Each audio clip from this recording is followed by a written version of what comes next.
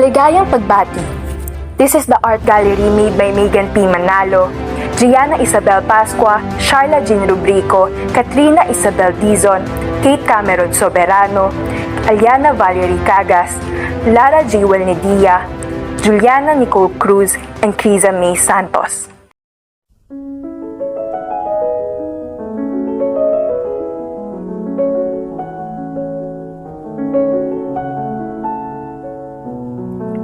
Welcome to Sagisag, Pilipinas, the artistic representation of Filipino practices.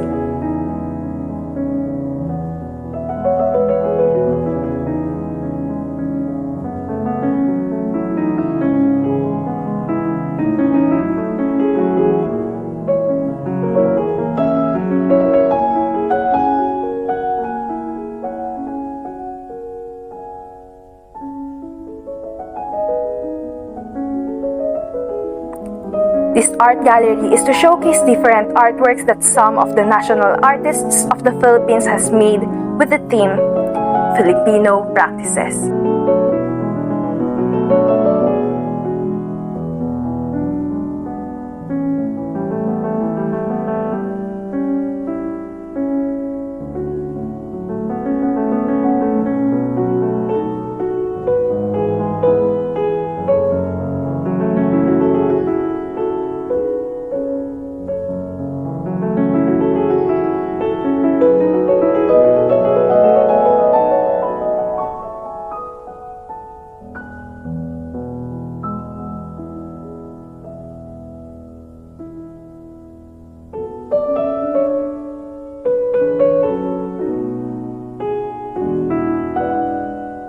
The title of the artwork was called Ang Wika Ko.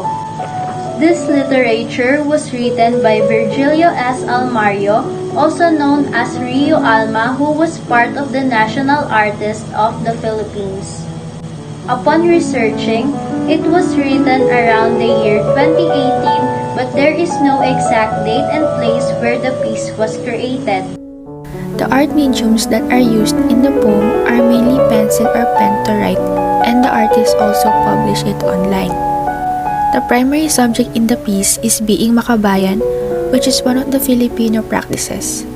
It focuses on how Filipinos still appreciate their culture and language even though there are influences from different foreign countries. The subject matter of his poetry was to discuss how we tend to forget our native language and choose to patronize other countries' creations where in fact it is not proper and should never be replaced. He genuinely offers facts that back up his poetry and message. The theme of this artwork, on the other hand, was language and cultural awareness for our fellow Filipinos, as well as actions that we must take in order to realize his poetry's message. After reading the poem, I considered that one of the elements of this poetry was that the structure of it could visually resemble what was being described because of the samples given in each stanza and the real-life circumstances that are still occurring today. Furthermore, as we observe, we may say that Virgilio Almario used rhythmic words to create a great art piece. In the poem, the elements of art interact with each other in terms of how creative the artist in writing and how can he apply and show it through words, which can also be an art form. By observing the poem, Virgilio Almario creatively creates a proper structure of the poem by showing it in the stanzas. It consists of 5 stanzas with 4 lines, and it is well organized, and this can serve as the design of the poem itself. Rio Alma was attempting to convey through this creation that our language should always be respected and remembered, especially by Filipinos, because it represents our culture, communication, and all our ancestors went through just to achieve and maintain our language. After reading the poem, the first thing that came to our mind is being loyal to our country, Philippines. And we feel like we became more knowledgeable about how can we appreciate our language and culture just by reading the poem because of the choice of words that was used by the artist.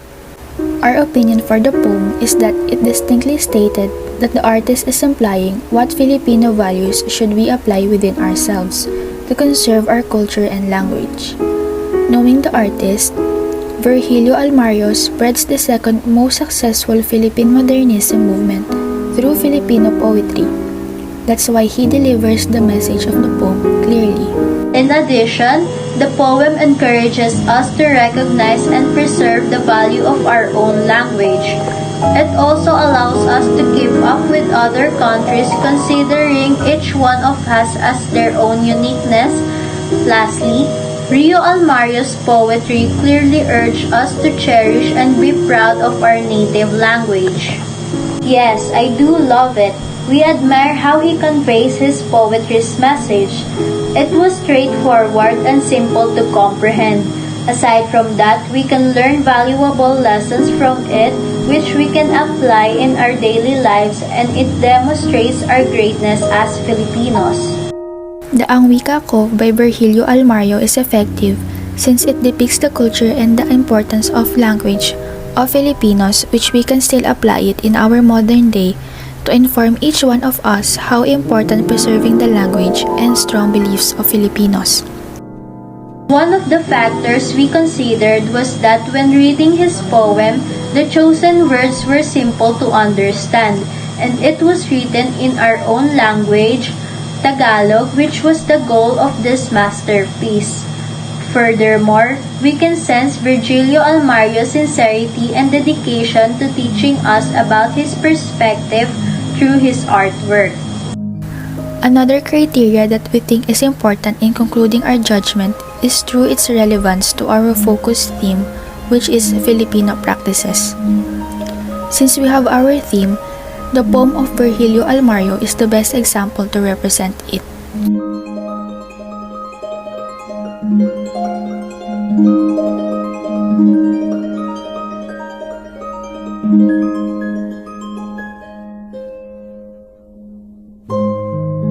The artwork's title is The Nose Flute, made by Carlos Botong Francisco in 1955. It is an oil-on-double canvas painting. The artist Carlos Botong Francisco is born on November 4, 1912 and died on March 31, 1969 at the age of 56 years old. His painting is inspired from a Filipino custom common in the Philippines' northern highland tribes, where the kilaleng, or most known as the nose flute, is used in courtship. It is played by inhaling through the mouth and exhaling through the nostril to produce smooth, sweet melodies. The subject of the piece is a couple of lovers. The minimal designs and chosen color of the background make the subject stand out. The wind that is coming from the nose flute enveloping the two persons sitting also emphasizes it more, together with the red cloth wrapped around the shoulders of the man and the woman. The theme of this artwork is the history of courtship, while the subject matter utilized is figures where the human forms are nude. The elements line, form, value, and color is what stood out in this piece. Curved lines are the most evident here. The tint and shading were also combined to make the form and value of the art more realistic.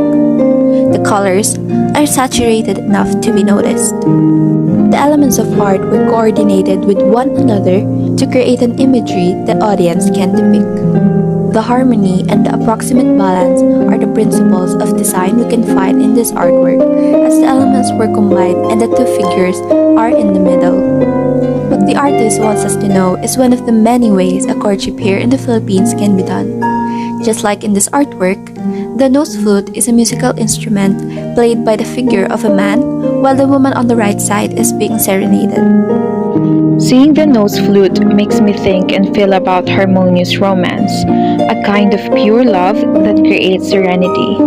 It was as if I could hear the soft melody from the man playing the flute, serenading the woman that holds a special place in his heart. The expression of the lovers was tender and made me feel inner peace. They embody the adoration that is not impulsive, but rather a calming sanctuary that is only found with true love.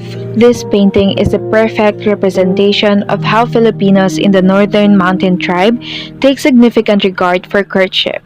The title of the artwork itself, the nose flute, which is derived from the kalaleng, a traditional instrument used mainly for courtship, speaks volumes concerning what the masterpiece is all about. Although the subjects are wearing nothing but a red blanket draped around their bodies, the artwork didn't turn out sexual, and upon studying more on its details, the red blanket is actually referenced from a Cordilleran courtship dance. It radiates a romantic vibe brought by the soft brush stroke of Mr. Carlos Francisco. We indeed adore and appreciate the artwork for how it's beautifully made by the skillful hand of Carlos Francisco. We are fond of the painting's symbolism and details, including the aesthetic visual it brings. We also like the fact that a piece of an integral Filipino practice is shared through an artistic way. We could say that the artwork is effective as its elements and components blends well with each other to convey its hidden message. Subtle lines and soft texture is used to illustrate a calm expression. Its color palette in particular used a combination of light colors to match the painting's ambience. However, to draw the attention of the observer to the subject matter, the artist used a bold shade of red. Through the elements present, the nose flute was able to bring out a creative representation of courtship and romance.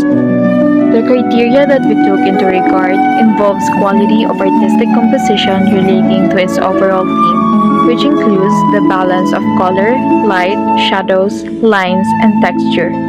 We also pay attention to the craftsmanship of the artist as well as the impression that the masterpiece imposes on us.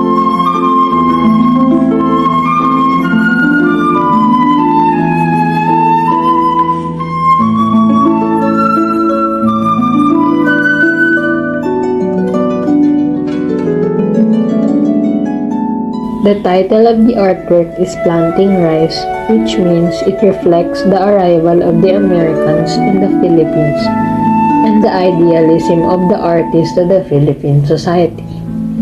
The artist is Fernando Cueto Amorsolo, born on May 30, 1892, died on April 24, 1972. Amorsolo was a portraitist and a painter of rural Philippines landscapes. The painting Planting Rice was made in 1951 and it was created where Philippines was under the American colonial rule. Amorsolo used oil on canvas in making Planting Rice painting. One of primary values of this painting is simply to contribute to the usage of the sense of sight of the audiences. This Planting Rice a typical theme to paint by many Filipino artists, but beyond that, the several version proves that it is not only painted because of the simplicity, but the underlying significance to our culture. Amorsolo's trademark were the backlighting technique and the Filipino tradition themes.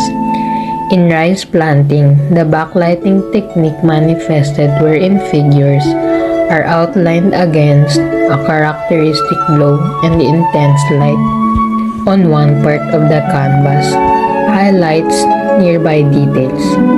Sunlight is a consistent element in Amorsolo's work. The value of art and the texture and the color in the art complements and bring out the beauty, and it emphasizes the texture of the painting that brings out the beauty of it. We have found principles of design in the painting like contrast because of the light and dark colors, smooth and rough textures, and a large and small shape. The painting is an attempt to convey the lives of Filipino farmers. The picture depicts that livelihood of current Filipino farmers in 1951, according to Pensive Minds Niche 2014. Because the author, Fernando Amorsolo, is a Filipino artist who lived at the time, this assertion is correct. Farmers and their planting activities are depicted in the picture. These activities, subjects, and things give us the impressions that the artist is attempting to explain or demonstrate what manual or traditional planting looks like in the Philippines and how it is carried about. The peaceful look of the painting radiates happiness because of the natural aesthetic appeal that the painting has and its color scheme. We were delighted to see a piece of art that shows how hardworking Filipinos are, in which the results are not only for themselves but also towards their families and everyone in our country as it impacts our economy in terms of agriculture. For us, the artwork also serves as a reminder that essence of agriculture Filipinos as a rice is a staple food for us. Also, to keep us reminded of the hard work of the Filipino in each food serves in our table. The piece also makes us proud of how it expresses our skills in planting. And we feel gratitude and optimism. The style of our Marcelo, which includes being optimistic, proves the point why we feel that way. Yes, the artwork is appealing to us. We prefer paintings with this style, realism, and realistic circumstance. Our favorite aspect of the picture is a realistic scene, which takes place in the Philippines, in farmland, of which we have many. Even without any explanation, the Planting Rice by Fernando A. Marcelo effectively communicates its message. The artwork is simple and straightforward. We believe that if other audience has seen the painting, they will comprehend what is going on it. The painting focuses the simple way of farming in the Philippines, yet also portrays and visualizes one of the custom of Filipinos, which helps preserving its essence. One of the factors we consider is the painting's idea and message. It is very easy to comprehend because the artwork is made simple. The overall aesthetic of the artwork, including the details like the clothing and the appearance in a place here, in the Philippines, are put to emphasize that the people in the painting are Filipinos, which makes it more impactful because it clearly represents our country. Moreover, we sense his wish to emphasize the spirit of the nation in his painting.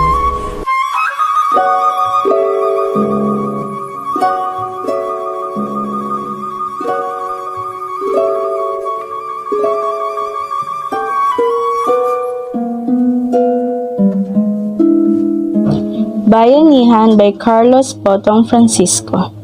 This Bayanihan artwork was painted by the national artist Carlos Botong Francisco in 1962 in his social realism style. It was commissioned by Unilab founder Jose E. Campos and now displayed at the Unilab Administration Building in Manila. This painting is showing us a picture of Bayanihan where volunteers carry the whole house of a family and literally moving it to its new location. Bayanihan impressively displayed in this artwork when neighbors are willingly helping a relocating family, which is not a surprising trait of a Filipino. Lines, value, color, and texture are the elements that stand out in this painting as the different shades and texture of each color really blend with one another that makes it vibe with the whole painting. Lines visibility also stands out at the edge of every image, that's why we can see and understand the subject of the painting clearly. Here, some of the principles of design that we can find are harmony and proportion. The painting gives it harmony as the elements blend to form united colors, designs, and the whole art itself. It also provides a sense of proportion as it gives a realistic size of a structural elements that perfectly proportioned with each other. The artwork's expression is perfectly clear and truly meaningful, displaying Filipino attributes by staying true to their own tradition of assisting their neighbors in relocation, employing enough volunteers to help carry the entire house and moving to another place. At the end of the day, everything is done in a cheerful and bright mood. The moving family expresses their gratitude by throwing a small fiesta for everyone. This demonstrates that, in fact, anyone can be a hero since each person contains a substantial part of the weight of the house, and as a result, they become a hero by helping to ease the burden for others. The painting beauty clearly shows how Carlos Botong Francisco did rise to become one of the Philippines' best artists. The material and color combinations add to the realistic of the artwork. It's rewarding to witness such happenings because it's natural that Filipinos are known for their bayanihan, especially during times of crisis or unforeseen circumstances. Regardless of your gender or age, whether you're young or old, we're all ready for bayanihan for each other. The artwork titled Bayanihans means literally being a bayani, and it was used to describe the community's sense of unity and collaboration. This Bayanihan artwork has the potential to inspire millions of people not only in the Philippines but all over the world. It shows how people from all over the world can help each other and work towards the same goal without dragging others along with them because of its realistic image and beauty. And according to Pinoy Art Hub in 2018, this is accomplished by gathering a sufficient number of people from the same neighborhood to transport a bahay kubo or a nipa hut. Aside from that, they place bamboo poles lengthwise to carry the house, and anyone who assists during the process is regarded as a hero by the community. This painting used vibrant colors to represent the Philippines' colorful life and culture. The emphasis on the size of the bahay kubo conveys to the viewers how challenging it is for the people to carry. To prove the existence of bayanihan, the painting illustrates a large number of people who assisted in neighborhood helping each other. Bayanihan has become a favorite subject of many artists. The painting portrays every detail of Filipino traditions with men, women, and children all participating in an artistic way. It is in fact one of Francisco's greatest works. The title is derived from the root word bayani, which means hero, illustrating the real meaning of being a hero by beginning with yourself and then moving on to others in your neighborhood or community. It begins with empowering one another and assisting in the resolution of one another's difficulties in order to lessen the hardships of life. Yes, we like Carlo Botong Francisco's Bayanihan painting because it captures the spiritual concept of Filipinos helping each other, especially in times of need, without expecting anything in return. Filipinos are deeply committed to helping their kababayans in any way they can. It is a good Filipino sentiment to help one another. Yes, it is effective because bayanihan becomes a favorite subject for a lot of artists. The painting seeks to bring the spirit of bayanihan to the field of global computing by developing the concept of volunteering, allowing people all over the world to collaborate and work towards a common goal. The criteria we believe are important in helping us reach our judgment are as follows. First, what is the artist trying to say? Many artists simply want to precisely define a subject or communicate an emotion. One of these is the meaning of painting, because we all know that art is powerful, not just for its beauty or the talent required to create it, but also for its ability to induce emotion or challenge preconceived ideas.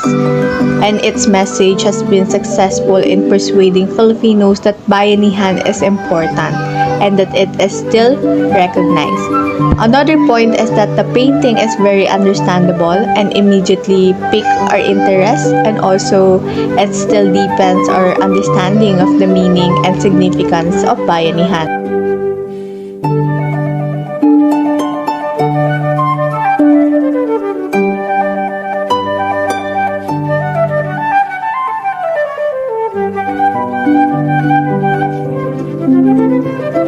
The first Santo Domingo Church was built in 1587 to be the head mission church of the Dominican missionaries who arrived in Manila that year. The church was named in honor of the founder of the Dominican order, after whom also the Dominicians were named. the Spanish priest Saint Dominic de Guzman. Jose Maria Zaragoza, born on December 6, 1912 in Quiapo, Manila, then died on November 26, 1994. Jose Maria Zaragoza is a Filipino architect known for designing several edifices during the post-war era. The Santo Domingo Church was first built in 1588 in Intramuros, Manila, the capital of the Philippines under the Spanish colonial government. When the original church was destroyed during the World War II, it was rebuilt in its current location in Quezon Avenue in 1952. The mediums that have been used to build the Santo Domingo Church is concrete. The primary subject for Santo Domingo Church is that it depicts the life and times of Santo Domingo de Guzman, the Spaniard who founded the Order of Preachers. With that, it primarily focuses on Catholicism of Filipinos up in our modern day. While analyzing the Santo Domingo Church, the subject matter that it depicts is the religion, since in the interior of the church has designs that focuses more on religion, which includes artworks that portrays different miracles of the Virgin Mother and other Catholic events. It can symbolize how can they be interpreted by most Filipinos. The theme of the artwork shows that Filipinos are also known as religious, and it is part of our Filipino value system. According to what we observe, they use different colors, lines, and shapes to form the design of the church itself. They use all of these elements to create picture structures that can be seen both inside and outside the building. Since it is classified as architecture, we can also consider this as 3D art. Lastly, these elements symbolize what the picture was trying to portray, which was our religion. The artist's designs were balanced to provide an excellent effect, which was proven based on the outcome of it. Aside from that, the pieces merged together, such as the color and shapes, which was created by various lines. By displaying the church's element design, it shows its genuine mission and goal. Some of the design principles found in Santo Domingo Church in Quezon City includes asymmetrical balance, harmony, and unity, because each half of the church is different but has equal weight inside, but it's still balanced. It creates harmony as the elements combine to form unified colors, design, and the entire work of art. The beautiful translucent stained glass windows that line the lofty interiors of the church, the 15 mysteries of the Rosary, depictions of the lives of famous Dominican saints, and the Lonaval battle all contribute to a sense of unity. It was done by Gallo B. Ocampo, a renowned modernist painter from Pampanga, and the work comes together to create a sense of wholeness. The artist is trying to communicate modernity in the service of God and humanity with the ecclesial edifices and structures of Santo Domingo Church. It conveys that as the time passes, people's way of showing their faith is changing and adapting to the time, but still displays the utmost faith they have. Besides, architect Jose Maria Zaragoza's works are known for showing modernity edifices that fulfill spiritual and secular needs. The feeling of familiarity to the style of the church came into us, as the designs are modern, making it more closer to our views. The internal peace brought by the international style impacts the openness of belief for each individual. As people with different beliefs, the artwork makes us feel that our opinions are accepted and valued. We believe that the Santo Domingo Church in Quezon City's design was inspired by the post-war mixed with Jose Maria Zaragoza's style. He probably predicted that the style of minimalism will be the trend in the future based from how he designed the church. He also made collaboration with other artists to further enhance what he envisioned for this structure. Yes, we like the architecture of the Santo Domingo Church as it uses Art Deco style in building it. The church was in its modern style that was perfectly pleasing to the eye, and though it was created long time ago, it still represented modernism that people admired in it today. Santo Domingo Church was one of the largest churches in Asia that was dedicated to Mary, the Mother of Jesus, under the title Our Lady of Most Holy Rosary. We all know that Filipinos, especially Catholics, really honors her and devoted in her rosary as part of their beliefs. It is the very fulfilling to see that there was a church that precisely supports their faith to Mother Mary and the rosary. The architectural design of the Santo Domingo Church has effectively and successfully served its purpose of showcasing the combined traditional Spanish influence Philippine structure design during the post-war era. Since Filipinos are known as devoted Catholics, the aforementioned church is able to represent the faith and religiosity of our fellow kababayans, which is heavily influenced by the Spanish colonizers. The criteria that we considered when making an analysis were the accurate incorporation of Spanish-Filipino architecture, functional excellence, and infrastructure durability. Considering that this was the first major project of Jose Maria Zaragoza, he did impressive work on bringing out a modern Spanish-Filipino Catholic church design, influenced by the international style of architecture during the post-war. There is no doubt regarding the fact that Santo Domingo Church is indeed a masterpiece that still stands today.